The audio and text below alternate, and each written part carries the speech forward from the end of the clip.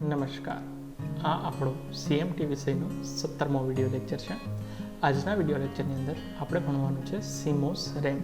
આજના વિડીયો લેક્ચરની અંદર આપણે લોકો CMOS RAM કોને કહેવાય, તે કેવી રીતે કમ્પ્યુટરની અંદર યુઝ થાય છે અને તેને આપણે કેવી રીતે આઈડેન્ટિફાઈ કરી શકીએ તેના રિગાર્ડિંગ વાત કરવાની છે. તો આવો મિત્રો શરૂઆત કરીએ આજના વિડીયો લેક્ચરની મારી એટલે કે ધવલ પંડ્યા સાથે.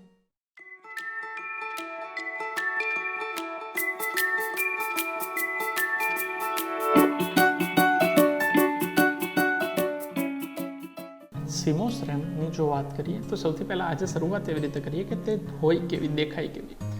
તો CMOS RAM નો દેખાવ કંઈક આવો હોય છે.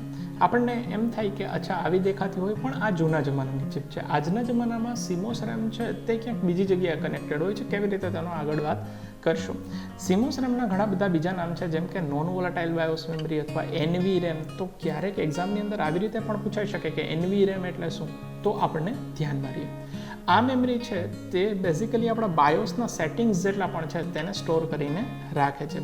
બાયોસ એટલે basic input output system. Next લેક્ચર્સની અંદર આપણે એની પણ ભવિષ્યમાં વાત કરશું. તો આ મેમરી છે તે વોલેટાઇલ છે. વોલેટાઇલ એટલે હવે આપણને ખબર પડે કે જેને આપણે જ્યારે પાવર લઈ લઈએ તો તેની અંદરથી ડેટા જતો રહેવો જોઈએ. પણ આપણે વાત કોની કરીએ છીએ અત્યારે, તો કે બાયોસની મેમરીની વાત કરીએ છીએ. હવે આ વોલેટાઇલ મેમરી છે, પણ છતાંય તેને આપણે પાવર અપ રાખવી છે. તો પાવર અપ રાખવા માટે આપણે અહીંયા યુઝ કરીએ છીએ CMOSની બેટરીનો. એટલે આ ચિપ છે તે વોલેટાઇલ છે, પણ તેને પાવર આપવા માટે આપણે CMOSની બેટરીનો યુઝ કરીએ છીએ. અને CMOS એટલે કોમ્પ્લિમેન્ટરી મેટલ ઓક્સાઇડ સેમિકન્ડક્ટર. આ બેટરીનો યુઝ કરશો આપણી સિસ્ટમને પાવર આપવા માટે. જ્યારે આ CMOSની બેટરી શું છે તેની પણ આપણે આજના વિડીયો લેક્ચરની અંદર વાત કરશું. તો સૌથી પહેલાં હવે CMOS રિગાર્ડિંગ થોડીક થિયોરી જોઈએ. તો CMOS RAMની અંદર આપણે લોકો જો વાત કરીએ તો તે હંમેશા સાઉથ બ્રિજનો એક પાર્ટ તરીકે કન્સિડર કરવામાં આવે છે. એટલે મેં તમને જ્યારે લેક્ચરની શરૂઆતમાં કીધું કે તે ક્યાં હોય, તો તે સામાન્ય રીતે સાઉથ બ્રિજની અંદર કનેક્ટેડ હોય છે.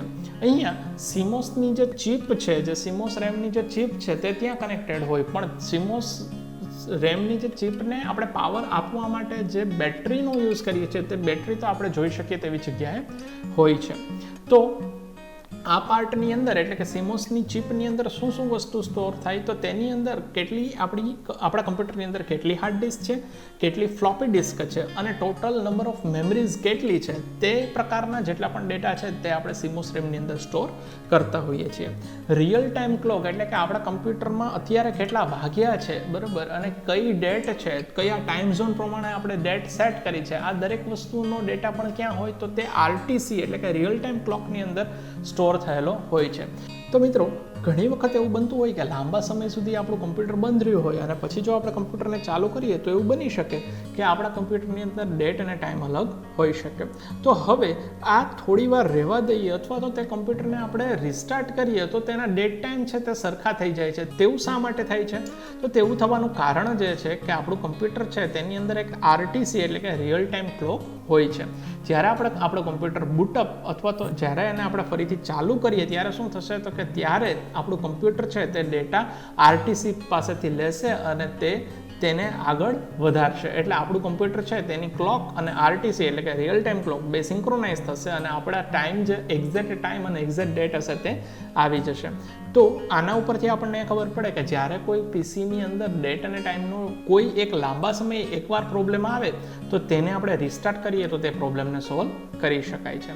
નેક્સ્ટ જો વાત કરીએ આપણે, તો ઘણીવાર આપણે વાત કરીએ કે CMOS બેટરી શું હોય અથવા CMOS સેલ શું હોય. તો તેની જો વાત કરીએ તો CMOS બેટરી જે છે તેનો દેખાવ કંઈક આવો હોય. આપણે લોકોએ ઘણી વખત જે નાનો બટન સેલ જેને આપણે કહીએ છીએ, જેનો આપણે ઉપયોગ ઘડિયાળની અંદર ઘણીવાર કરતા હોઈએ છીએ, તે બટન સેલ એટલે કે લિથિયમ બેટરી છે તેનો CMOS બેટરી તરીકે આપણે યુઝ કરી શકીએ છીએ. તેનો લાઈફસ્પાન જે છે તે અલ્ટિમેટલી 3 વર્ષનો માનવામાં આવે છે. એટલે કે આપણું કમ્પ્યુટર જો 3 વર્ષ સુધી બંધ રહે તો પણ આ જે બેટરી છે તે તમારી રિયલ ટાઈમ ક્લોકને 3 વર્ષ સુધી શરૂ રાખશે. તો તમને લોકોને CMOS RAM શું છે અને તેની સાથે CMOS બેટરી શું છે અને આ બે અલગ છે તેવી હવે તમને ખબર પડી હશે. તો આઈ હોપ કે તમને લોકોને આ વિડીયો લેક્ચરની અંદર આપણે ડિસ્કસ કરેલી દરેક વસ્તુ સમજાણી હશે. નેક્સ્ટ વિડીયો લેક્ચરની અંદર ફરીથી પાછા મળશું. ત્યાં સુધી જય હિન્દ, જય ભારત.